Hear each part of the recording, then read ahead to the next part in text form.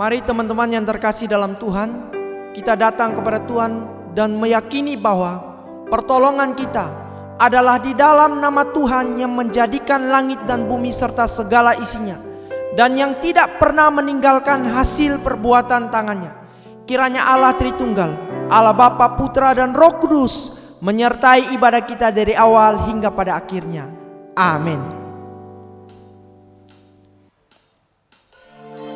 Shalom teman-teman, welcome to our youth online service pada minggu ini. Mari saat ini kita mau datang ke hadiratnya, kita mau menyembah Dia, karena Dia adalah Allah yang layak kita tinggikan, kita puja, dan kita sembah. Mari bersama kita mengangkat pujian More Than Enough.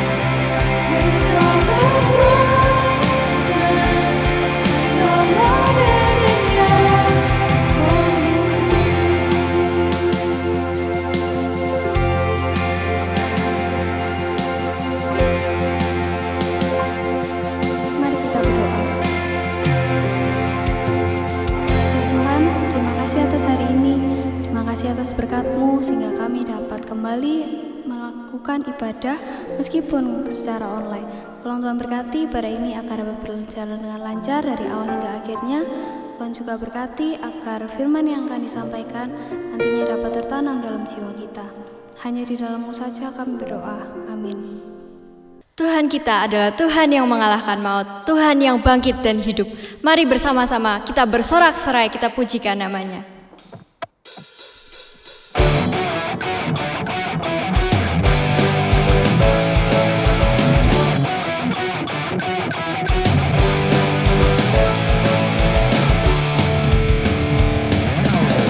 Bersorak-sorai, muliakan namanya. Dia berperang ganti kita. Bertepuk tangan, muliakan namanya. Disamakan jiwa kita. Satu-satunya penebus, kalahkan maut, bangkitkan hidup. Tuhan yang memberi kemenangan bersama kita, di dalam kita. Masuk dalam kemuliaan-Nya, dan perlindungan dan pengharapan.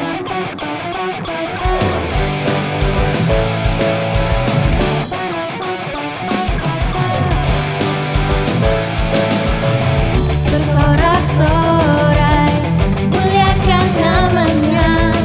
Dia berperang ganti kita. Bertepuk tangan, muliakan namanya. Diselamatkan jiwa kita. Satu-satunya penebus, kalahkan maut, bangkitkan hidup.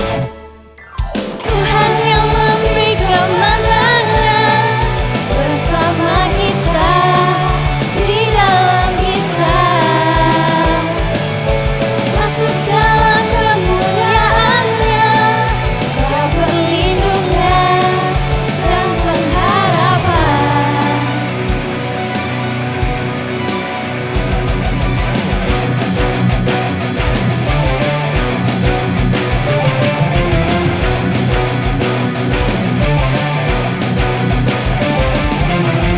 Parapapam, parapapam.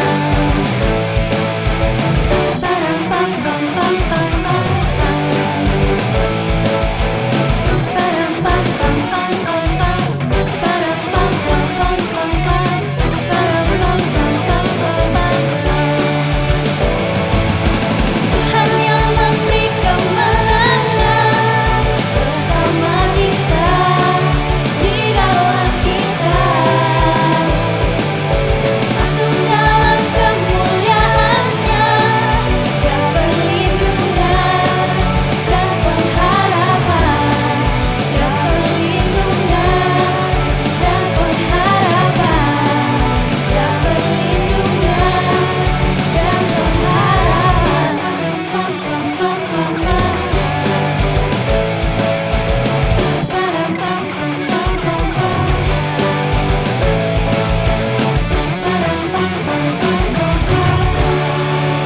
Mari kita berikan sorak-sorai untuk Tuhan kita.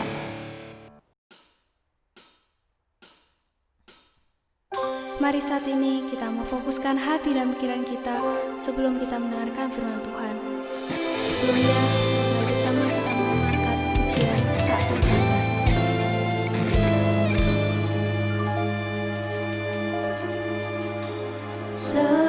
Semusim berlalu, namun Kau selalu peliharaku.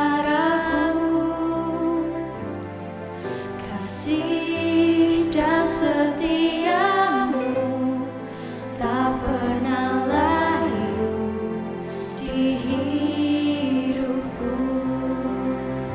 Lebih luas dari samudra, kebaikan-Mu Bapa takkan habis di hidupku. Lebih tinggi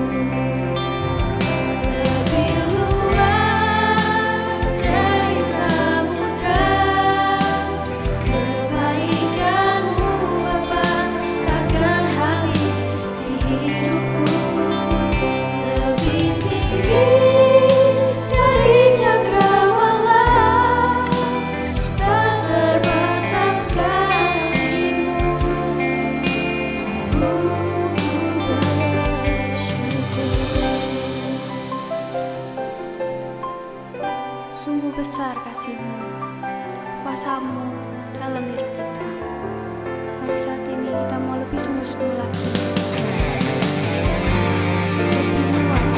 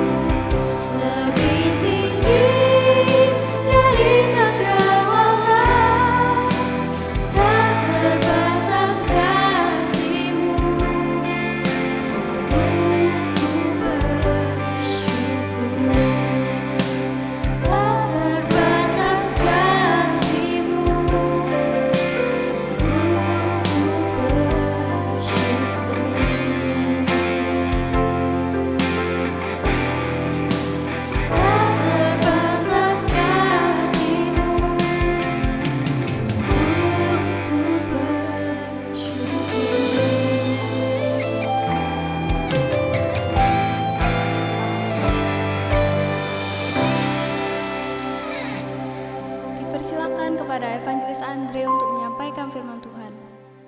Shalom teman-teman, perkenalkan nama saya adalah Andre Tunggal dan saya melayani Tuhan di dunia sosial media juga. Jadi saya pelayanan di platform YouTube atas nama channel saya adalah Andre Tunggal dan saya men-sharekan tentang kekristenan. Setiap minggu saya juga membagikan tentang perenungan firman Tuhan dan saya juga bagi tentang apologetika dan edukasi tentang peran kekristenan di Indonesia. Well, itu mungkin perkenalan singkat buat teman-teman semua yang mungkin sebagian yang belum notice gitu ya. Dan bersyukur bisa hadir buat teman-teman semua untuk kita sama-sama merenungkan satu tema yang menarik. Tema yang dikasih ke saya adalah alone but not lonely ya. Ini adalah satu tema yang mungkin didasarkan atas sebuah realita bahwa zaman sekarang orang dalam tanda kutip mudah berpasangan, tetapi sebagian yang lain mesti diakui cukup sulit berpasangan. Bahkan ini adalah satu pertanyaan yang sensitif buat kita, yaitu soal jomblo ya. Oke, sebelum kita membahas lebih lanjut, saya mengajak kita untuk sama-sama berdoa. Mari kita berdoa. Tuhan, kami rindu supaya di dalam pembicaraan, perenungan, pembahasan firman Tuhan ini, kami boleh sama-sama menemukan isi hati Tuhan di dalam topik ini. Kami rindu supaya kami boleh menemukan perspektif yang benar tentang bagaimana kami hidup, perspektif yang benar bagaimana kami bisa menjalaninya, dan kami rindu Engkau berbicara kepada setiap kami. Tolonglah kami berdoa di dalam nama Tuhan Yesus. Amin. Oke, karena itu dasar perenungan firman Tuhan yang mendasari pembacaan perenungan kita adalah Kejadian pasal 2, 18 sampai 24. Firman Tuhan berkata begini. Tuhan Allah berfirman, tidak baik kalau manusia itu seorang diri saja. Aku akan menjadikan penolong baginya yang sepadan dengan dia. Lalu Tuhan Allah membuat manusia itu tidur nyenyak, dan ketika ia tidur, Tuhan Allah mengambil salah satu rusuk daripadanya, lalu menutup tempat itu dengan daging. Dan dari rusuk yang diambil Tuhan Allah dari manusia itu, dibangunnyalah seorang perempuan, lalu dibawanya kepada manusia itu. Lalu berkatalah manusia itu, inilah dia, tulang dari tulangku dan daging dari dagingku. Ia akan dinamai perempuan sebab ia diambil dari laki-laki. Sebab itu, seorang laki-laki akan meninggalkan ayahnya dan ibunya dan bersatu dengan istrinya sehingga keduanya menjadi satu daging. Sedemikian juga pembacaan firman Tuhan. Nah teman-teman, ketika teman-teman membaca bagian firman Tuhan ini, saya mau tanya, apa apa atau satu kata saja, berikan saya satu kata saja, apa yang muncul dalam pemikiran teman-teman ketika membaca bagian tadi? Satu kata. Mungkin sebagian teman-teman mulai berkata, gak kepikiran apa-apa sih. Atau mungkin sebagian teman-teman langsung berpikir, oke, gua rasa gue punya satu kata itu. Apa tuh? Jodoh. Ya, saya pikir kata ini adalah satu kata yang sangat sakti banget. Kenapa sakti? Karena kata ini bisa menyenangkan. Karena kata ini adalah satu kata yang sering kali kita doakan mungkin, ya, kebanyakan dari kita, bahkan mungkin hampir 100%, mendoakan dan mencari yang namanya jodoh. Sebagian kita yang lain paling sebel dengan kata ini, karena kalau misalnya kita ketemu, ya, dengan orang tua kita, apalagi kita yang sudah usianya sudah usia tertentu, lalu ditanyain jodohnya mana? Iya, ini adalah satu pertanyaan yang menyebalkan gitu kan ya. Berbicara tentang kata jodoh, saya pengen membahas istilah jodoh dan ingin membahas ini dari perspektif yang benar, karena saya pikir ini adalah satu hal yang akan menuntun kita pada pembahasan bagaimana kita melihat alone but not lonely ini nih gitu. Nah teman-teman, banyak orang berkata bahwa jodoh itu ada di tangan Tuhan. Betul nggak sih? Yes. Dan mungkin sebagian besar dari kita juga berpikir bahwa jodoh itu ada di tangan Tuhan. Tetapi saya ingin mengajak teman-teman untuk mempertanyakan kembali, apakah betul jodoh itu ada di tangan Tuhan? Ya. Jodoh itu ada di tangannya siapa? Kata orang, kalau umur 1 sampai 30 itu jodoh di tangan Tuhan gitu kan ya. Kalau usianya di atas 30 tahun, Tuhan itu lepas tangan. Nah, perkataan ini adalah perkataan yang sebenarnya memberikan kita satu statement yang cukup menyentil. Yang kalau begitu yang nggak nikah-nikah, berarti di tangan siapa gitu jodohnya. Nah, ini mengganggu kita. Kenapa? Karena kita punya pemikiran bahwa Tuhan itu seharusnya memberikan jodoh buat kita. Dan kalau saya sampai sekarang tidak mendapatkan jodoh, maka hidup kita akan begitu banyak terganggu. Hidup kita akan begitu banyak mengalami masalah. Kenapa? Karena kita merasa hidup kita nggak lengkap. Itulah sebabnya kenapa kita mesti membahas tentang jodoh ini di tangan Tuhan atau tidak. Seriously. Nah teman-teman, saya ingin menggiring kita untuk berpikir kritis tentang statement ini. Apakah betul jodoh di tangan Tuhan? Kalau jodoh di tangan Tuhan, maka pertanyaannya adalah, kalau dunia kita mengalami banyak hal yang kita lihat, perceraian, lalu kemudian kawin lagi, lalu kemudian orang bercerai, kawin dan cerai itu banyak. Kalau begitu, jodoh sesungguhnya itu siapa? Misalnya nih ya, si A menikah dengan si B. Oke, lalu mereka bercerai. Loh, kalau gitu jodohnya si A siapa? Oh, lihat dulu, nanti dia nikah sama si C. Nah, dia nikah sama si C, apakah berarti jodohnya si C? Loh, waktu si A nikah sama si B, si C itu nikah sama si D. Oke? Nah, si A akhirnya menemukan, oh jodohnya bukan si B, ternyata si A jodohnya sama si C. Loh, si B ini siapa jodohnya? Si D. Oh, belum tentu, si E. Si E udah nikah sama si F. Kacau bukan? Loh, kalau Tuhan itu mak comblang, berarti Tuhan tuh kacau loh. Dan Tuhan bertanggung jawab terhadap kawin cerai. Loh, kok enggak gitu misalnya? Enggak gitu. Tuhan menjodohkan, tapi kitalah yang menentukan. Loh, logikanya gimana itu? Enggak bisa begitu. Nah teman-teman, logika dari statement Tuhan yang menentukan jodoh itu logikanya bermasalah.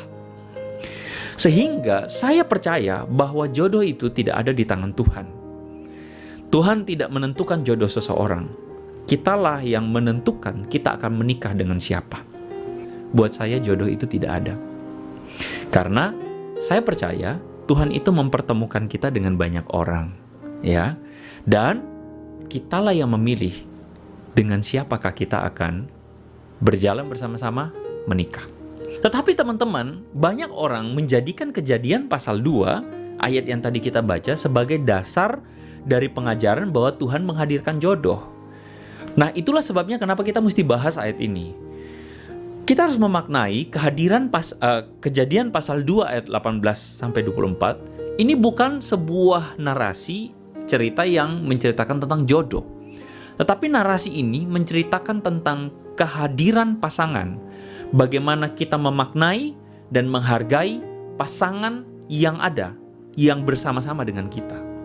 Karena di dalam narasi ini, teman-teman, kita akan menemukan bahwa Tuhan itu menghadirkan perempuan sebagai penolong.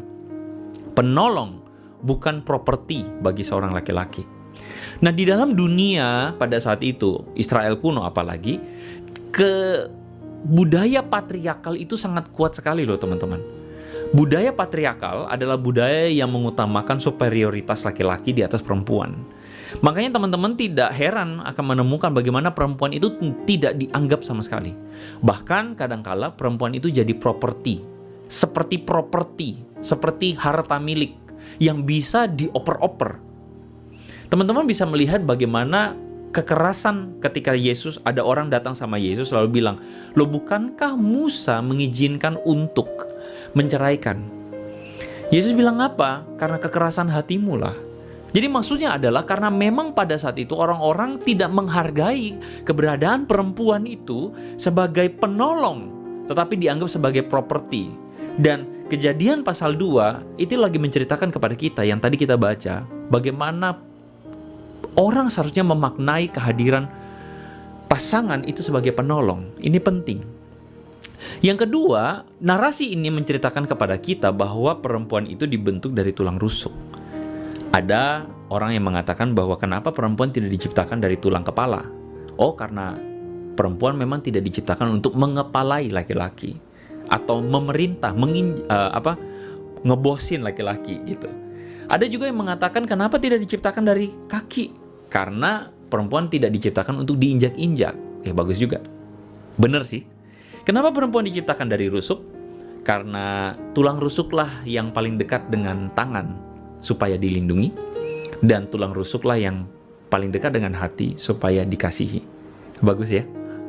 Itulah sebabnya kenapa perempuan dibentuk dari tulang rusuk. Karena saya percaya memang maknanya adalah supaya perempuan atau pasangan ini dihargai. Dan selain itu, kalau teman-teman baca tadi, Tuhan menghadapkannya kepada Adam, lalu kemudian dikatakan keduanya menjadi satu. Sekali lagi, ini melawan pemikiran pada saat itu di mana perempuan itu hanya dianggap sebagai pelengkap, dianggap sebagai tambahan dalam laki-laki, dianggap sebagai sosok yang dinikahi kemudian supaya dapat anak. Jadi perempuan itu bukan bagian yang satu, yang integral dengan seorang laki-laki. Nah, jadi apa yang kejadian ini katakan melawan apa yang menjadi pemikiran dunia yang merendahkan dan tidak menganggap penting yang namanya pasangan. Sehingga di dalam Kejadian pasal 2 ayat 18-24 menceritakan kepada kita bagaimana hadirnya pasangan itu punya tujuan. Sekali lagi, bagian ini tidak menceritakan kepada kita bahwa Tuhanlah yang membawa jodoh. Enggak, sama sekali tidak. Kalau kita perhatikan konteks dari Kejadian pasal 2 18-24 ini berada di dalam payung besar narasi penciptaan dalam Kejadian 1 dan Kejadian 2. Nah, kalau kita perhatikan Kejadian 1 dan 2, itu berisikan tentang tujuan penciptaan manusia, teman-teman. Jadi kalau teman-teman baca Kejadian pasal 1 ayat 28, Tuhan menciptakan manusia menurut gambar dan rupanya. Lalu kemudian di situ dikatakan Tuhan itu memerintahkan supaya manusia itu berkuasa. Kalau saya pakai satu kata simpel, manusia itu diciptakan untuk menjadi representasinya Tuhan. What is representasi? Representasi adalah sesosok figur yang merepresent someone behind him. Ya. Jadi manusia itu merepresentasikan Tuhan. Itu tujuan kita. Makanya kenapa Yesus bilang begini, kamu adalah garam dunia. Kamu adalah terang dunia. Terang itu tidak diletakkan di bawah gantang, melainkan terang itu diletakkan di ketinggian. Supaya setiap orang, perhatikan yang Yesus bilang, melihat perbuatanmu dan memuliakan Bapa. Itu yang namanya representasi. Jadi panggilan kita itu adalah untuk melayani Tuhan dimanapun kita berada. Dimanapun kita berada. Bukan cuma di gereja, tetapi di dalam dunia pekerjaan. dalam dunia profesional, di toko, di bank, di kantor, di dalam usaha jasa, produksi yang teman-teman sedang kerjakan, atau bahkan mungkin saat ini teman-teman masih ngampus atau sekolah. Itu panggilan kita dari Tuhan, menjadi representasi. Yang kedua, Tuhan memanggil kita untuk berpartner dengan Tuhan. Jadi dalam Kejadian pasal 1, Kejadian pasal 2, kita mesti melihat bahwa Tuhan itu memanggil kita manusia bukan hidup sendiri. Tuh kan berarti punya pasangan kok. Bukan. Maksudnya manusia bukan hidup berdiri sendiri, tetapi manusia itu harus berelasi dengan Tuhan. Itu tujuan kita diciptakan Tuhan. Tetapi masalahnya adalah manusia kita tahu jatuh di dalam dosa. Sehingga manusia tidak mampu melihat tujuan sebenarnya kita diciptakan. Jadi kalau kita baca Kejadian pasal 1 dan Kejadian pasal 2, kita akan menemukan tujuan manusia itu diciptakan bukan untuk perkara bahwa dia ini single atau double. Karena single dan double itu bukan tujuan kita. Panggilan kita di dalam kekristenan melihat manusia diciptakan bukan untuk menikah. I'm serious with this. Kalau kita berpikir, kadang-kadang gini loh, kita berpikir sejak kecil ya, kita diberikan satu pemahaman bahwa kita ini nanti gede, dapat suami atau istri, terus hidup bahagia. Salah. That's not the purpose of Christian life. Tujuan dari hidup Kristen, hidup seorang Kristen adalah untuk, yang pertama tadi, merepresentasikan, yang kedua, berelasi dengan Tuhan. Dan ini penting. Sehingga single atau double, sekali lagi, itu bukan tujuan hidup manusia. Nah, kalau kita ngerti hal ini teman-teman, makanya kenapa saya mesti bahas tentang perspektif yang benar dulu. Supaya kita paham bahwa kalau engkau sampai sekarang masih single, nothing wrong with your life. Saya ingin bahas maksudnya begini. Banyak orang bilang kalau saya masih sendiri, oh berarti hidup saya masih belum lengkap. Salah banget. Oh kalau saya masih sendiri, waduh saya depresi. Salah banget. That's not the reason why you should depress. Gitu loh. Itu bukan reason buat kita untuk hidup kita terganggu karena kita masih single. No, menjadi single justru adalah sesuatu yang unik. Nanti kita bahas. Kenapa kita bisa berpikir begini? Kenapa kita terganggu? Karena kita sampai sekarang masih belum double. Gue terganggu banget. Nah teman-teman, 2000 tahun yang lampau ada seorang filsuf namanya Plato.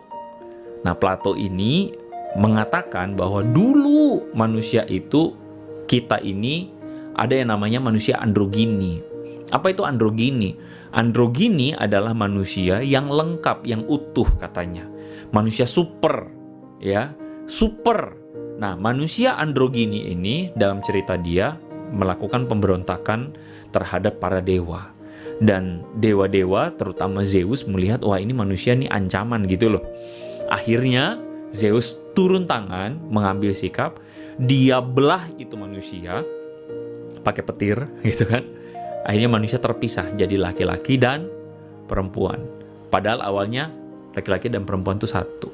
Dibelahlah sama Zeus jadi dua gitu. Makanya cerita ini menggambarkan kepada kita bahwa manusia itu berpasang-pasangan. Makanya teman-teman, hari ini kita mendengar film-film Korea gitu ya, oppa gitu ya, film-film drama Korea atau film-film romantis yang bilang begini, kita ini punya belahan jiwa gitu kan.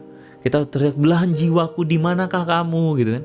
Makanya kita melihat dalam budaya kita, budaya kultur pop, mengatakan bahwa manusia itu harus punya pasangan. Kalau nggak punya pasangan aneh kamu. Nah ini salah banget. Kenapa? Karena ini bukan pandangan Kristen. Seriously. Kita mesti memahami bahwa ini bukan perspektif yang benar. Perspektif Kristen, manusia itu diciptakan utuh. Sedangkan apa yang dunia ajarkan, manusia itu kurang. Kalau kamu tidak berpasangan, kamu salah. No, ini nggak benar. Kalau kita punya pandangan seperti itu, maka kita menjadi sama seperti dunia. Roma pasal 12 mengatakan, berubahlah oleh pembaharuan budimu. Dan pembaharuan budi itu dimulai dengan pengertian yang benar, teman-teman. Makanya, kalau sampai hari ini engkau masih single, ingat satu hal, bahwa tujuanmu bukan untuk menikah. Tapi tujuan hidupmu adalah untuk menjadi representasi, menjadi berkat, menjadi atau menunjukkan Tuhan dalam hidupmu dimanapun kamu berada. Itu yang pertama. Dan tujuanmu yang kedua adalah berelasi dengan Tuhan. Sehingga orang-orang yang menyadari bahwa ini tujuan saya tidak akan terganggu, gak akan ribet, dan gak akan galau, baper, karena saya gak punya pasangan. 1 Korintus pasal 7, Paulus bilang begini, orang yang tidak beristri itu memusatkan perhatiannya pada perkara Tuhan. Bagaimana Tuhan berkenan kepadanya. Dan perempuan yang tidak bersuami, anak-anak gadis memusatkan perhatian mereka pada perkara Tuhan, supaya tubuh dan jiwa mereka kudus. Bukan karena Paulus jomblo, lalu kemudian Paulus juga ngajak orang jomblo. Bukan sama sekali. Jomblo itu apaan sih, by the way? Nah, menurut kamus kekinian ya, bukan kata Alkitab ya. Alkitab gak ada istilah jomblo. Menurut istilah kekinian ya, jomblo itu apa? Apa bedanya antara jomblo dan single gitu? Jomblo itu adalah orang yang single, ya, maksudnya orang yang sendiri, belum punya pasangan, tapi ngebetnya pengen dapat pasangan, tapi nggak dapat. Nah itu jomblo, Jones, jomblo, ngenes. Orang yang pengen punya pasangan cari kemana-mana tapi nggak dapat juga, itu jomblo. Nah sedangkan single itu apa? Single adalah orang yang belum punya pasangan, tetapi memilih juga untuk belum punya pasangan. Entah secara temporary, artinya secara sementara dia belum punya pasangan, memilih belum punya pasangan, atau bahkan selamanya. Itu single.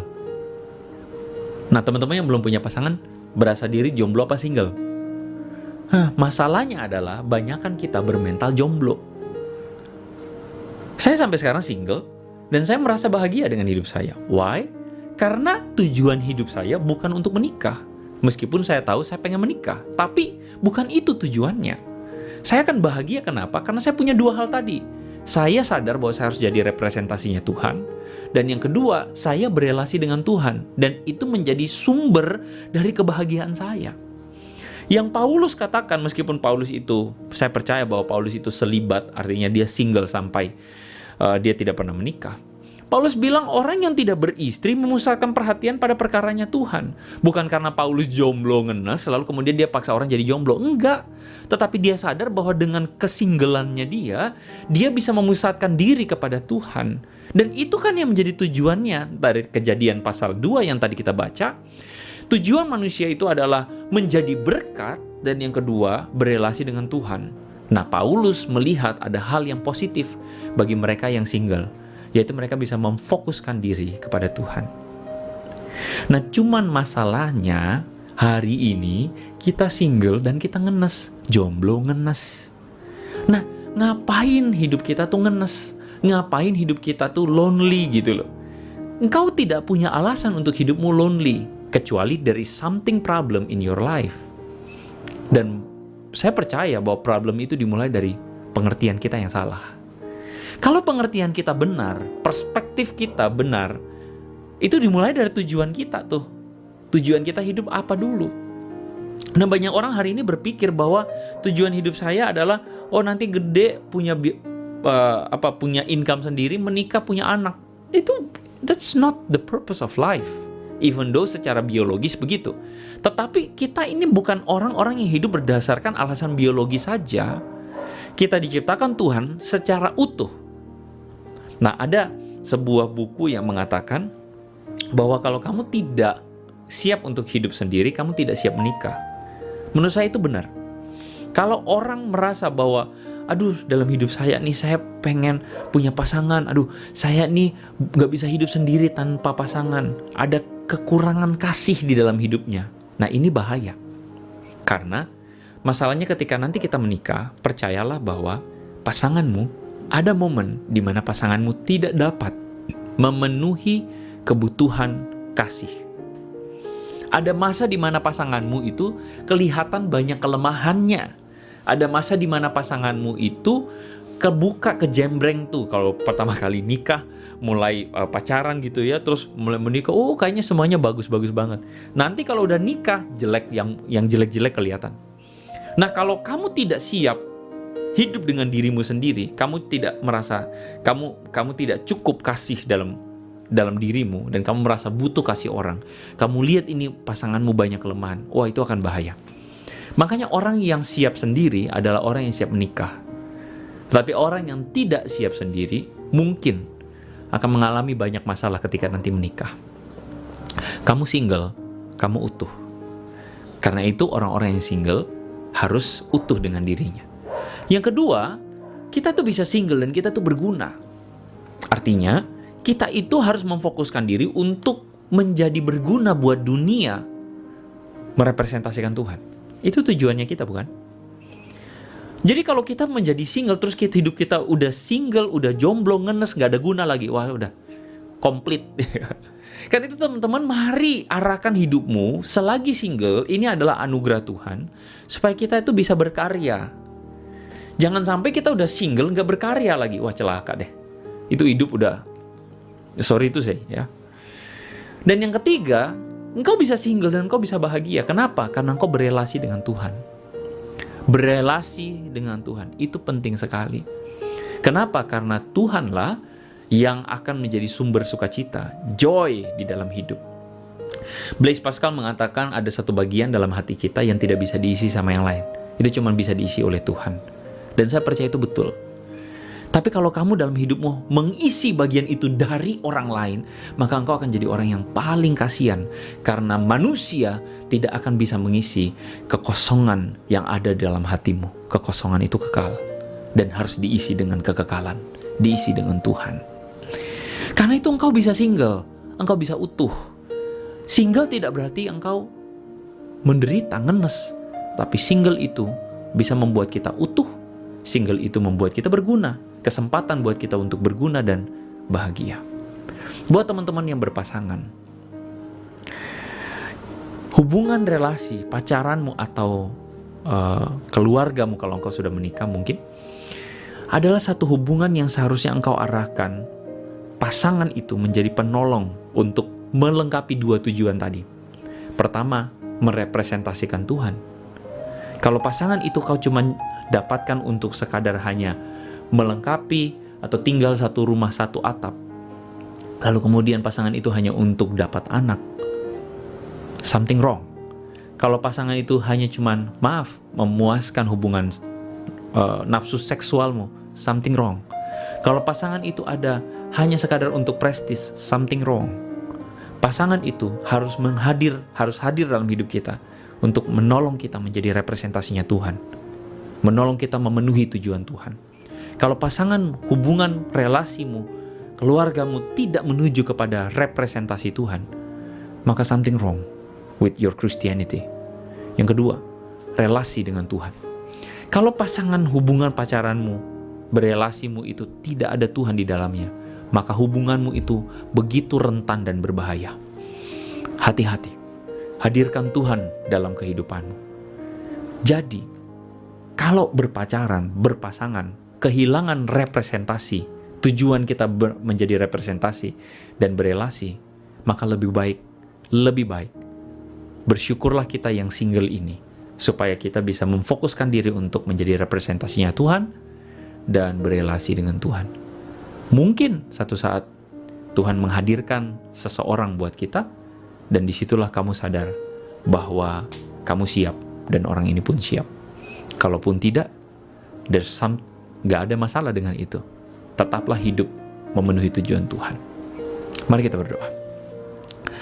Kami bersyukur kepada Tuhan untuk firman-Mu yang telah berbicara, kami telah diskusikan. Tuhan tolong kami supaya kami boleh menghidupinya, melihat hidup ini dari tujuan Tuhan. Ampuni segala dosa dan kesalahan kami kalau kami menghidupi hidup dengan sia-sia, menghidupi hidup dengan tujuan yang salah. Tolong kami sekali lagi untuk hidup benar, on the track dengan Tuhan. Di dalam nama Yesus kami berdoa. Amin. Thank you untuk kesempatannya. God bless you all. Tuhan, terima kasih untuk pelayanan firman Tuhan yang telah disampaikan oleh penginjil Andre Tunggal. Kita percaya bahwa kita semua pasti berkati dan kita pasti akan bertumbuh mengenal Kristus lebih dalam. Mari teman-teman, pada saat ini saya mengajak setiap kita untuk mengarahkan hati, pikiran kita, seluruh keberadaan diri kita kepada Tuhan. Membawa seluruh pergumulan kita ke hadapan Tuhan melalui doa. saya akan memimpin kita di dalam doa. Mari kita masuk di dalam doa. Bapa di surga, kami bersyukur Tuhan, karena Engkau Allah yang sungguh baik, Allah yang dahsyat, Allah yang memelihara hidup kami, dan Allah yang tidak pernah meninggalkan kami berjalan sendiri. Di dalam konteks pandemik yang terus merajut kehidupan kami sadar bahwa kami membutuhkan Engkau setiap waktu. Kami membutuhkan proteksi yang sempurna daripada Engkau. Oleh karena itu kami memohon Tuhan Yesus, Engkau menjaga kami dengan hikmat-Mu, supaya kami tidak pernah lengah.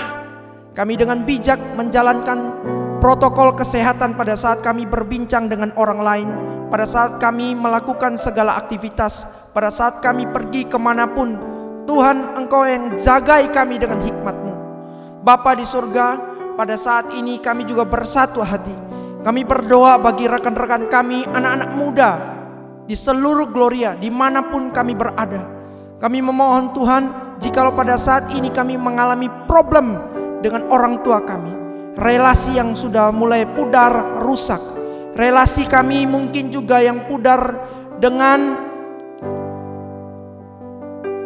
pengajar kami, dosen kami, guru kami, atau relasi kami yang mulai pudar dengan sahabat kami, ataupun relasi kami yang mulai pudar dengan pasangan kami.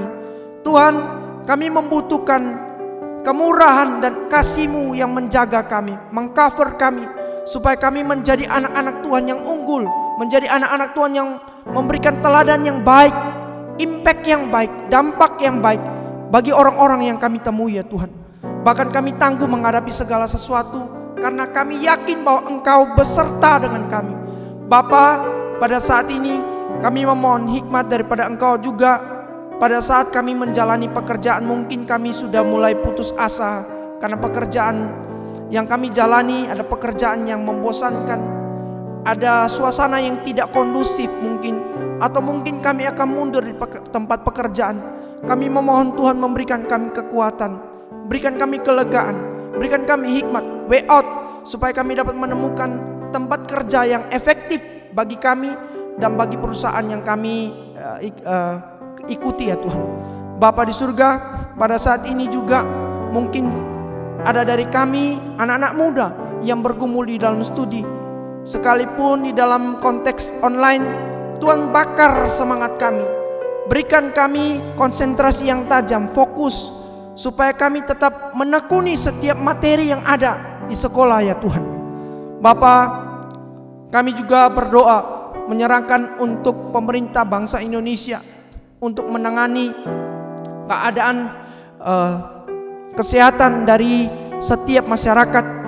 Pada saat ini ada banyak yang tidak lagi mengindahkan aturan-aturan main yang ada di tengah-tengah konteks pandemik ini ya Tuhan.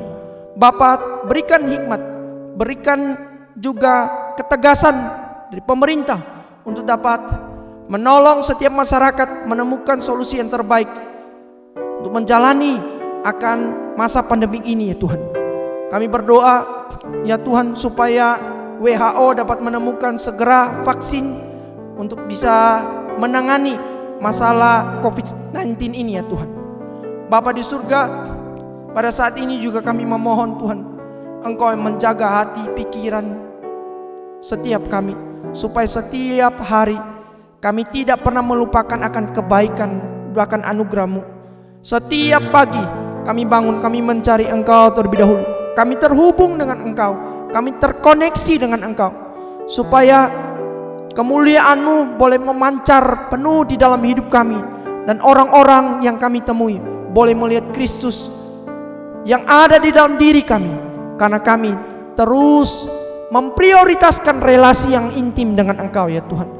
Bakar kami, kobarkan semangat kami untuk membaca firman Tuhan dan merenungkan akan kasih-Mu yang agung itu di dalam hidup kami. Bahkan kami juga tetap berdoa memuliakan nama Tuhan, mungkin melalui puji-pujian yang kami dengarkan atau yang kami naikkan ya Tuhan. Terima kasih Bapa di surga, inilah seruan doa kami. Kami berdoa, kami bersyafaat hanya di dalam nama Tuhan kami Yesus Kristus, Sang Juru Syafaat kami berdoa. Amin. Teman-teman, dengan seluruh orang percaya di seluruh muka bumi ini dan di segala zaman, kita akan mengikrarkan pengakuan iman rasuli. Aku percaya kepada Allah, Bapa yang Maha Kuasa, Khalik langit dan bumi, dan kepada Yesus Kristus, anaknya yang tunggal Tuhan kita, yang dikandung dari Roh Kudus, lahir dari anak darah Maria, yang menderita sengsara di bawah pemerintahan Pontius Pilatus, disalibkan, mati dan dikuburkan, turun ke dalam kerajaan maut. Pada hari yang ketiga, bangkit pula dari antara orang mati, naik ke surga, duduk di sebelah kanan Allah Bapa yang Maha Kuasa, dan dari sana ia akan datang untuk menghakimi orang yang hidup dan yang mati. Aku percaya kepada Roh Kudus, gereja yang kudus dan am, persekutuan orang kudus, pengampunan dosa, kebangkitan tubuh, dan hidup yang kekal. Amin. Sebelum kita mengakhiri ibadah pada hari ini, mari bersama-sama kita memujikan Tak Terbatas. Lebih luas dari samudra, kebaikan-Mu Bapa takkan habis di hidupku. Lebih tinggi dari cakrawala, tak terbatas kasih-Mu. Lebih luas dari samudra, kebaikan-Mu Bapa takkan habis di hidupku. Lebih tinggi dari cakrawala, tak terbatas kasih-Mu. Sungguh ku bersyukur. Tak terbatas kasih-Mu, sungguh ku bersyukur.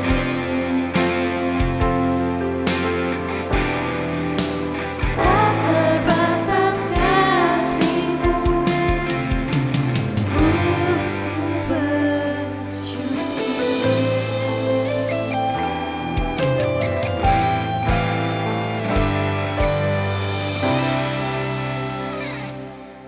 Teman-teman yang terkasih dalam Tuhan, puji Tuhan, hari ini kita sudah mendengarkan firman Tuhan, kita sudah berdoa bersama, dan kita sudah menaikkan puji-pujian kepada Allah. Tiba saatnya kita akan mengakhiri ibadah kita pada saat ini.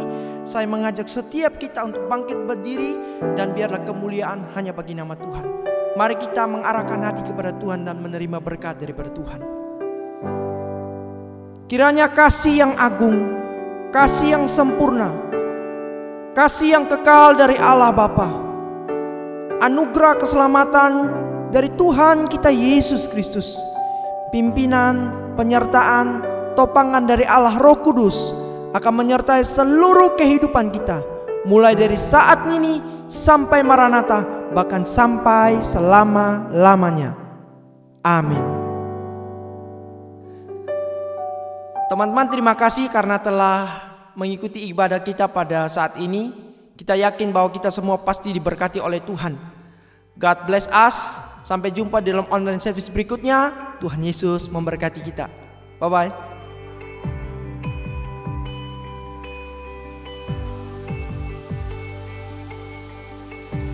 Dalam kesesakanku, Kau beri kedamaian-Mu. Dalam keraguan ku temukan wajah-Mu.